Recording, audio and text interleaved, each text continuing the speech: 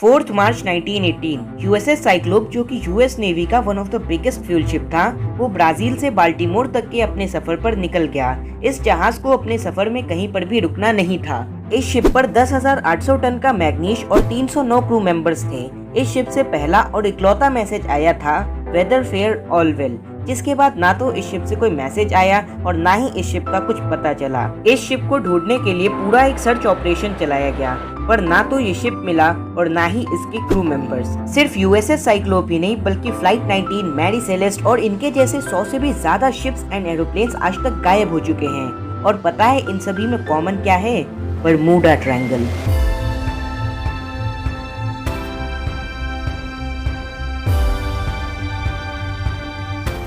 Bermuda triangle 5 lakh square miles के area में फैला हुआ है। ये फ्लोरिडा, प्यूर्टो रिको और बरमूडा के बीच में एक ट्रायंगल फॉर्म करता है। बरमूडा ट्रायंगल में 100 से भी ज्यादा एरोप्लेन्स और शिप्स गायब हो चुकी हैं। बरमूडा ट्रायंगल के बारे में ग्रेट एक्सप्लोरर क्रिस्टोफर कोलंबस ने भी लिखा है। उन्होंने बताया कि जब वो इस एरिया से जा रहे थे, तब उन्होंने एक चमकीली चीज को आसमान से समुद्र में गिरते हुए देखा था। उन्होंने कंपास के ठीक से काम न करने की भी बात को लिखा था, जिसके बाद इस एरिया में कई सारी मिस्टीरियस डिसअपीयरेंसेस हुई, पर किसी ने भी लोगों का ध्यान अपनी तरफ नहीं खींचा।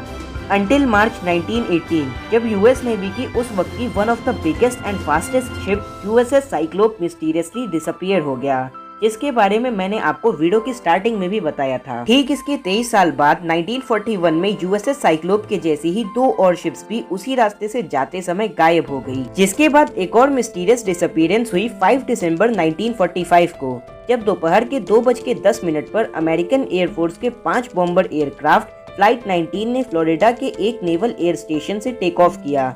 इन प्लेन्स ने रेगुलर 3 आवर्स की एक्सरसाइज के लिए टेक ऑफ किया था। फ्लाइट 19 के लीडर चार्ल्स टेलर थे, जो कि एक बहुत ही एक्सपीरियंस्ड पायलट थे। टेलर और उनके पायलट्स ने दोपहर 2:30 बजे के करीब अपने पहले प्रैक्टिस बॉम्ब को ड्रॉप कर दिया, जिसके बाद वो अपने सेकंड लेग के बॉम्ब को ड्रॉप करने के लिए नॉर्थ की तरफ मुड़ गए।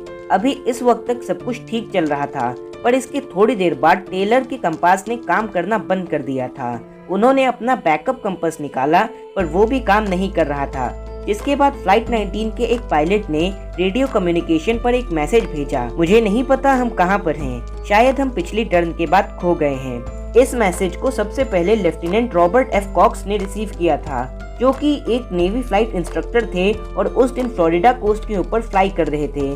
उन्होंने तुरंत इसके बारे में एयर स्टेशन को जानकारी दी, जिसके बाद एयर स्टेशन ने फ्लाइट 19 से कांटेक्ट किया। फ्लाइट 19 के लीडर चार्ल्स टेलर ने कहा, मेरे दोनों कंपास ने काम करना बंद कर दिया है। मैं फ्लोरिडा को ढूंढने की कोशिश कर रहा हूँ। मैं जमीन के ऊपर हूँ, पर यह टूटा हुआ है।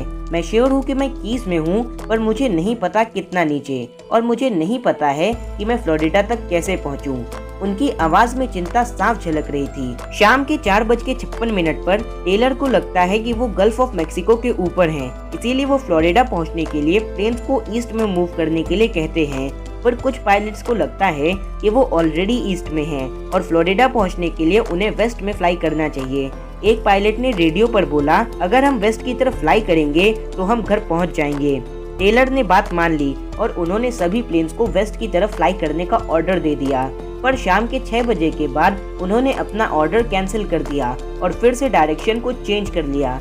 अब धीरे धीरे प्लेन्स में फ्यूल कम होने लगा, इसीलिए टेलर ने प्लेन्स को ओशियन पर इमरजेंसी लैंडिंग करने का इंस्ट्रक्शन दिया। उन्होंने कहा, all planes close up tight, we'll have to ditch unless landfall.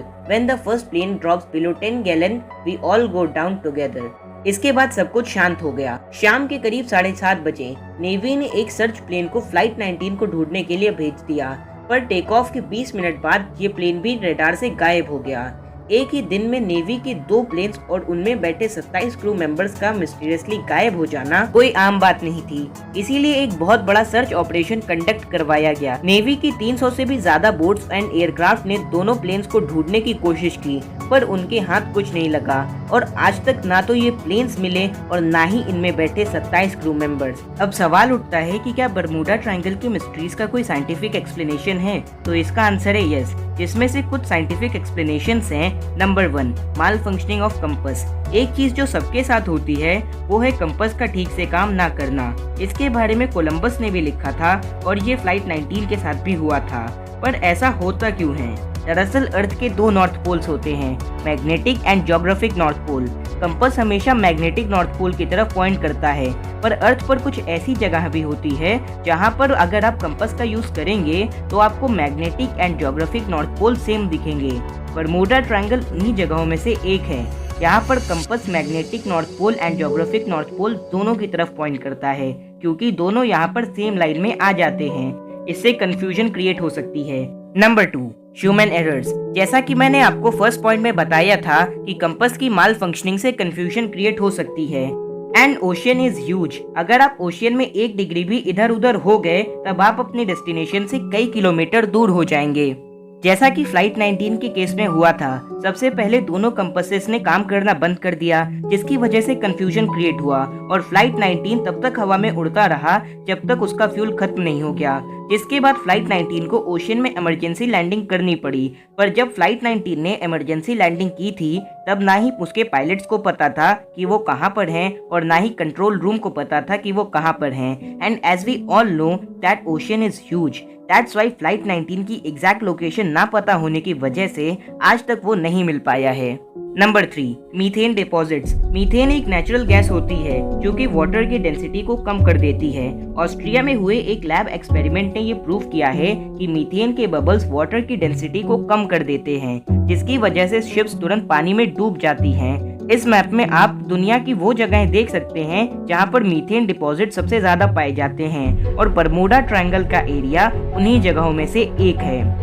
ये तीनों एक्सप्लेनेशंस काफी एक्यूरेट और सही लगती हैं, पर हमारे पास कोई प्रूफ नहीं है जो इन एक्सप्लेनेशंस को सच साबित कर सके।